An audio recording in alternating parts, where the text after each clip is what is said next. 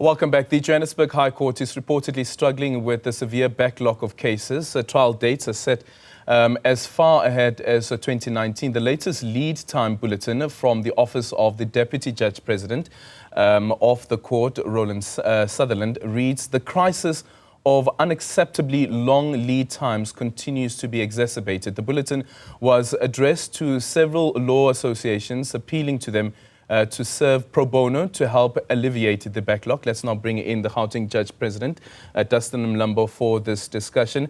Judge President, a very good morning to you. Thank you so much for making time for us. How bad is the situation? Well, you've stated it. You've read it from the bulletin issued by DJP Sutherland. Yes, it's bad in terms of civil trial dates. They've got long waiting time to get to the roll. I mean, 4.5 years, sorry. So it's bad. It is bad. 4.5 years. What is the target? Well, the target is trials should come on board within a period of 2 terms once the trial date is requested. That's reasonable. 2 terms is about 6 months or so. That's the ideal, that we all strive for. Yeah. So why is it that, for instance, if we look at the judicial report that was just issued about a week or 2 ago by by Chief Justice Raymond Zondo, is it that Gauteng seems to be doing well when it comes to criminal trial matters, but when it comes to this particular issue with civil matters, it's far worse compared to criminal trial matters? And we'll deal with that matter a bit later on. But why is that discrepancy, sorry? Well, if you check that report, you will see that the civil trial workload of the division, that is both Johannesburg and Pretoria, is far, far, far above any other division in this country. And what you're talking about, civil trials, is only one component of the bouquet, full bouquet of the civil trial offering of the High Courts. We've got applications as well, got in different forms, appeals and stuff. So it's only the civil trials that are having this problem, because most of the civil trial workload of the division, and that's for all other divisions nationally, is work from the Road Accident Fund. So there's just a lot of summonses being issued in that work area. So lawyers insist on having trial dates. I suppose it works for them to have matters on trial. Why do you say that it works for them? Because it's more fees in their pockets if they are able to claim trial fees as well. I'm saying that because I've said it before. If lawyers would stop insisting on trial dates, but would focus on having their matters settled early on, like submitting their matters to mediation, it will drastically reduce the civil trial workload of all the courts in South Africa.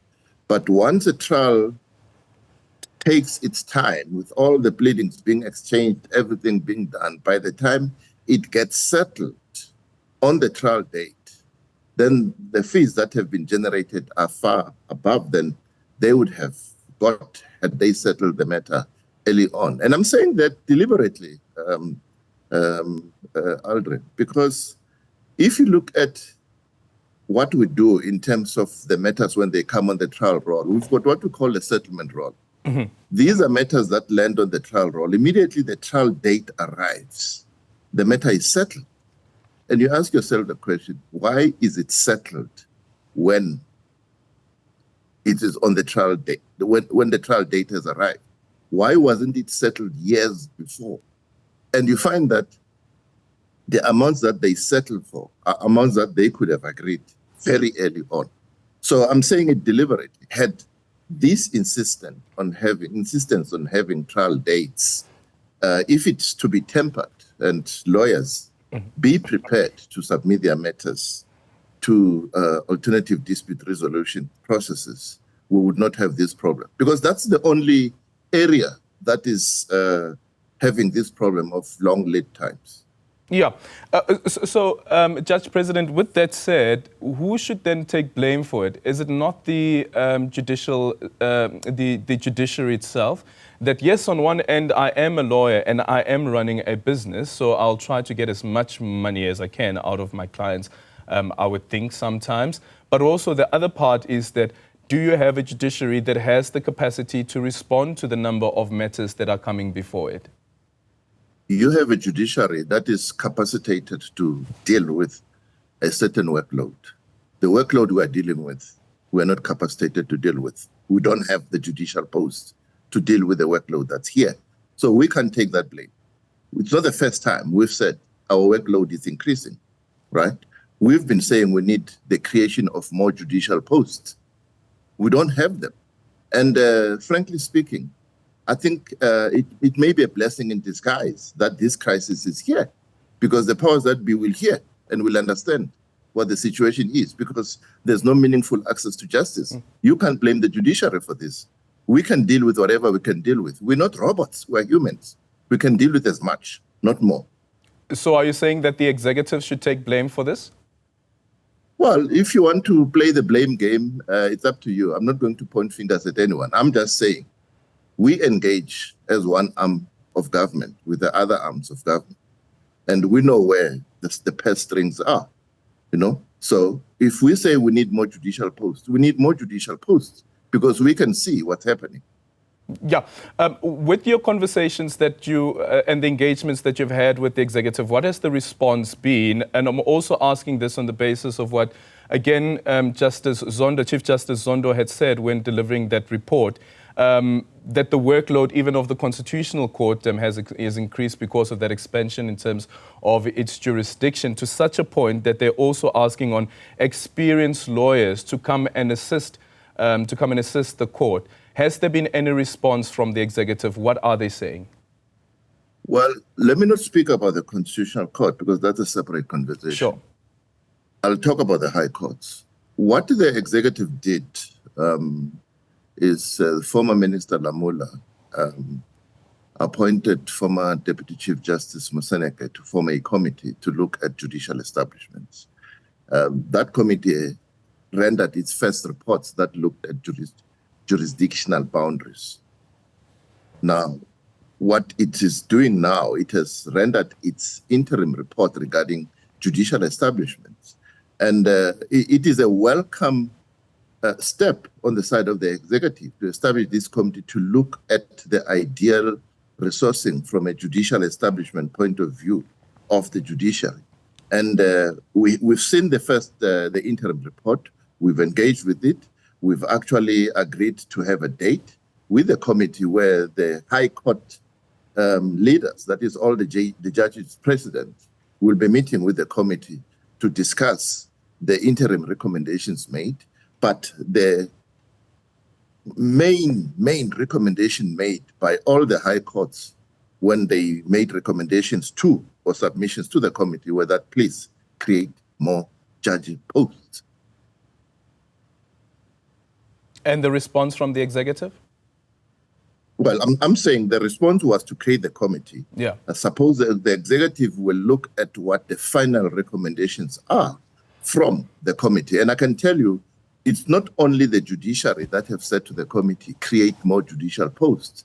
They have also received submissions from civil society formations and organizations who have said, recommend to the executive to create more judicial posts because the workload of the courts is just too much for the current establishment to deal with. Yeah. What's the risk then, Judge President, if those posts are not created? I'm also asking this on the back of the report on criminal matters before the various courts. And again, we're going to refer here to the Gauteng division. You reach 57% of a 75% target, which means that, yes, there are some improvements, but there are some problems here as well. The problems with the criminal trial role is a different one. It has nothing to do with capacitation. Look, there may be a bit of saying create some judicial posts to deal with the criminal workload, but there the problem is caused by the litigants themselves. Yep. Okay. So They just delay trials starting, or even when the trials start, they just simply engage in kits that ensure that the trials either are stopped or they just move very slow. So we have a constitution that guarantees fair trial rights. We can't bulldoze people, you know. When I say bulldoze, I mean it. We can't bulldoze people to say, let's run, we've got targets to meet. We're not chasing targets.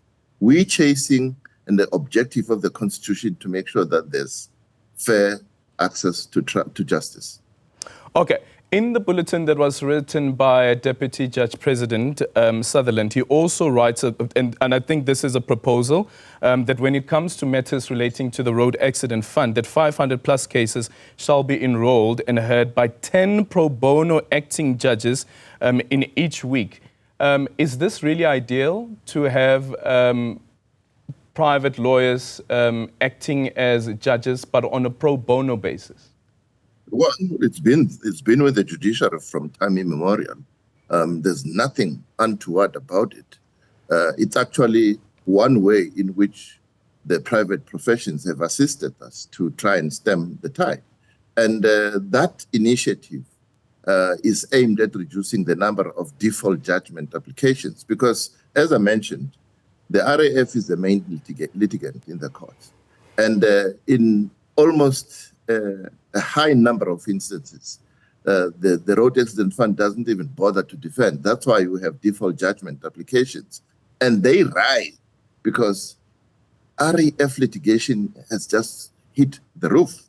So when we have these pro bono judges, especially during recess, when the judges are catching up on outstanding work and preparing for the future terms, that's when the courts become available for pro bono judges to come and deal with these matters. There's nothing untoward to it, and it's actually a welcome move to have professional people. But is it ideal, though? Is it ideal? Well, it's not sustainable. The word ideal, I don't think I want to engage with it because the offering on a pro bono basis has been there, and it is actually welcome for people giving back to society what they've gained. And it's usually the senior legal professionals who do that. So there's nothing wrong with it. Okay. What would you like to see happen now that this matter is out in the open? Well, I suppose it is achieving its objective and notifying South African society that we are here, we want to do their work, but we are dealing with unenviable workloads, and we need a quick response that addresses that in terms of the creation of additional judicial posts that will enable us to ensure that people don't wait too long to have their matters heard. But that said, I still go back. Not all the matters that land on the trial roll that are waiting for dates belong there. In fact, more than half of those matters don't belong there. So you may shout as members of the media that it's crisis, it's whatever, but the litigants themselves must take the blame of insisting on having trial dates when they can have their matters resolved expeditiously, differently. Yeah, and what should now happen from the Road Accident Fund side as well, as Judge Sutherland writes that regrettably the Road Accident Fund was not able to state unequivocally that every summons served on it is now being addressed and responded to? Well, that's the issue we addressed earlier. He's simply talking about the rise in default judgment applications, because when you issue a summons and there's no response to it by way of intending to defend, then you go to the court and say, I want this much, I've sued, they've not responded, give me judgment. That's why it goes to the default judgment application roll. So the RAF has got its own issues. It's a matter of public record that we've said as a judiciary that the RAF must get its house in order. But Judge President, do you think perhaps maybe considering the number of cases relating to the RAF that perhaps maybe we should create a specialized court to solely deal with those cases? Well, you can deal with a specialized court. If the current situation persists, that will not resolve it. We have special RAF roles in our courts where we know that these are the matters. And when the deputy judge's president called the roll call, they have a special RAF role where they deal with those matters. And that's where you'll see what I'm talking about, that when those matters, that their dates have arrived now, they must be given a judge to hear their matters. Then they say, okay, we've spoken, we've settled. Now you ask yourself, why have they waited 2 years, 3 years to simply land on the trial date roll and then settle if they could have settled before? So you can say whatever you want to say, Alred, but I'm saying the cooperation of the main litigation, people like the RAF, I mean, the health matters, especially in Gauteng here, were also a problem up to a point, but we've addressed that in a way. But this long trial date waiting period affects all those matters that require trial dates. And as I say, they don't belong there, more than half of them.